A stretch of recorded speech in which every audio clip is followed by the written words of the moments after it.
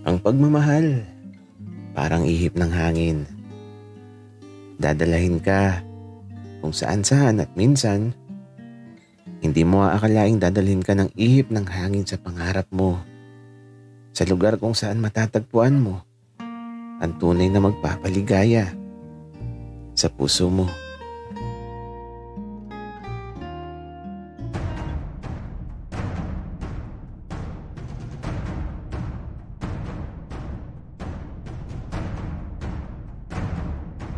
Kaibigan, huwag mong kalimutan mag-subscribe sa aming channel at huwag din kalimutan i-click ang notification bell at subscribe button. Subscribe na!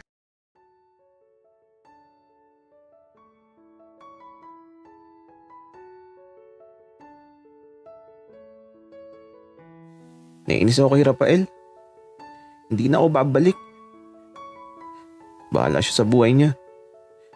Ginawa ko naman ang lahat pero bakit di pa rin ako naging sapat? Dapat di na lang siya nakabalik sa katawan niya. Dahil mas masaya pa nung kaluluwa pa lang siya. Mas masaya noon kaysa ngayon.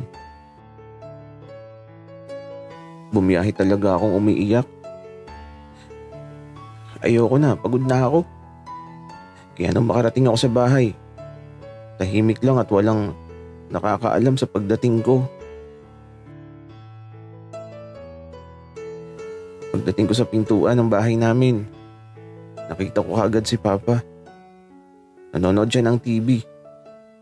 Habang si James naman ayun, nakaluhod sa harapan ni Papa habang kumakain ng mani. Tapos, mukhang masayang-masaya sila sa pinapanood nila. Oh, mukha kung ano iniisip nyo. Nakaluhod si James sa harapan ni Papa pero sa TV siya nakatingin. Basketball ang pinapanood nila. Nagulat pa nga sila nang makita ako. Nak, andito ka na kaagad? Bakit napakabilis mo naman na ata? Uy, best friend. Welcome back. Tara dito, manood tayo na basketball. Matutulog po muna ako, tatay. Wika ko naman. Kaya ito, diretso lang ako sa silid ko. Pagpasok ko, nahiga na ako kaagad at eto. Ilang saglit pa, pumasok na sa silid ko si James. Uy, pre. Nawa. Napaagang uwi mo. Sabi ng papa mo, mga 1 buwan ka daw dun, pero bakit umuwi ka na? Tsaka best friend, malapit na ang karawan mo. James, ano kasi, gusto kong dito mag-celebrate ng birthday ko. Gusto kong kasama si Papa. At ikaw? Gagi. Napaka-sweet mo naman, Noah. Baka maiyak talaga ako. Pero teka lang. Bakit parang ang lungkot ng mga mata mo? May nangyari ba?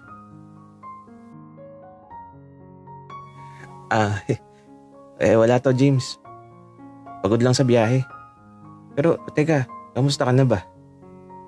Kamusta na kayo ni tatay? Kayo na ba? Uy, Noah. Pre, umayos ka nga. Walang ganun. James, umamin ka na kasi. Alam ko na, kaya wag ka nang tumanggi. Noah, sorry kung pinatulan ko ang tatay mo. Pero nag-explore lang ako. Hindi ko naman talaga gusto yun. At saka pinagsabihan na ako ng papa mo na wag na naming uulitin yun kasi di din daw niya gusto yun. Natukso lang daw siya. Ganun din ako.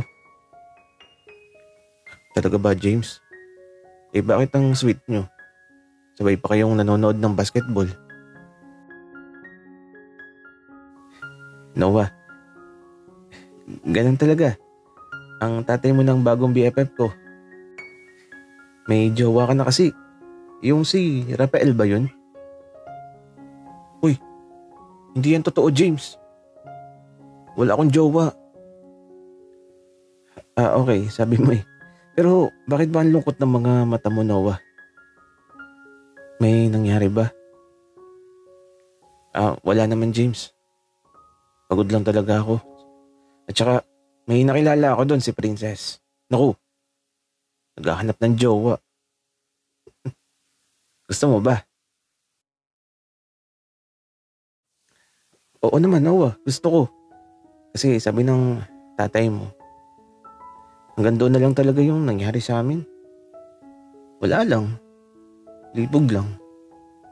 Kaya dapat maghanap daw ako ng mamahalin talaga ako. Kaya, ipakilala mo na yang si Princess sa akin. Sige James, papakilala ko siya sa'yo. Baka sa kaarawan ko. Imbitahin ko yun. Sana makarating. Medyo malayo kasi ang sa kanila. Ganun ba, Noah? Sige, sabihan mo ako Patingnan ng picture kung maganda. James, sa personal na lang, mas maganda kung hindi mo muna siya makikita.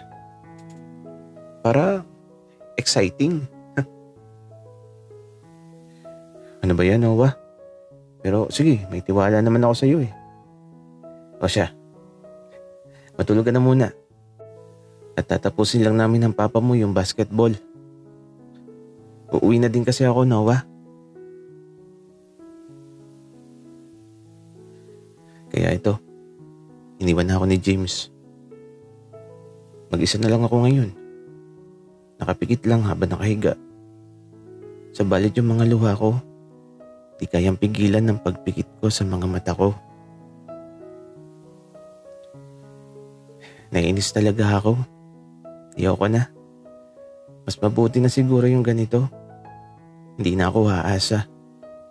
Hindi na ako babalik dun. Bahala siya sa buhay niya. Kasi kung mahal niya din talaga ako, susundan niya ako dito. At hihingi siya ng tawad sa akin. At kapag di niya ginawa yun, tatapusin ko na ang lahat. Magiging parte na lang siya ng nakalipas. At iisipin kong panaginip lang ang lahat. Kaya eto, nag-iinarte lang ako sa silid ko. At paglipas ng mga oras, eto, naghapunan na kami ni tatay. Kinakamusta niya ako. Sabi ko, okay lang. Nak, yung papa ni Rafael, tumawag sa akin kanina lang. Umalis ka daw pala nang di nagpapaalam sa kanya. Opo tatay, biglaan po kasi yung pag-alis ko. Bakit anak? May nangyari ba? Wala naman tatay. At saka ang sarap naman ng niluto mo. Namiss ko tong mga pagkain na nihanda mo tatay.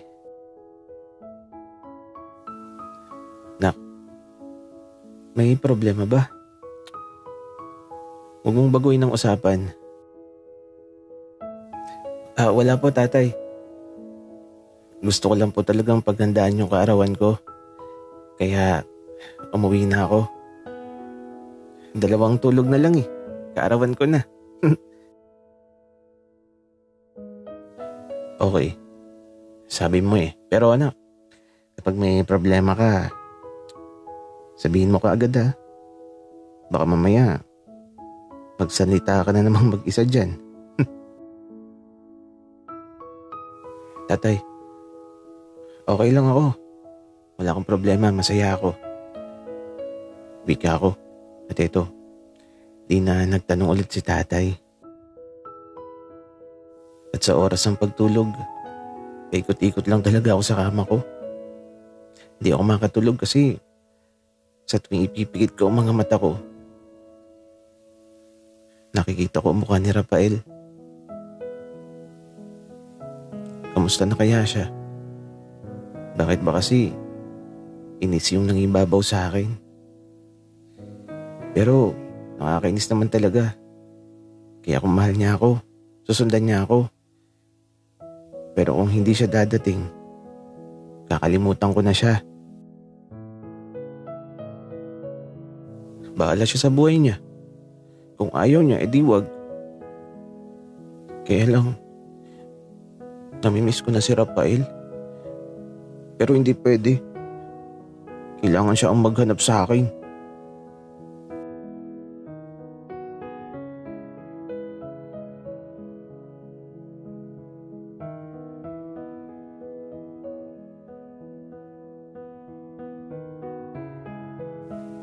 Papa, ang sakit ng dibdib ko.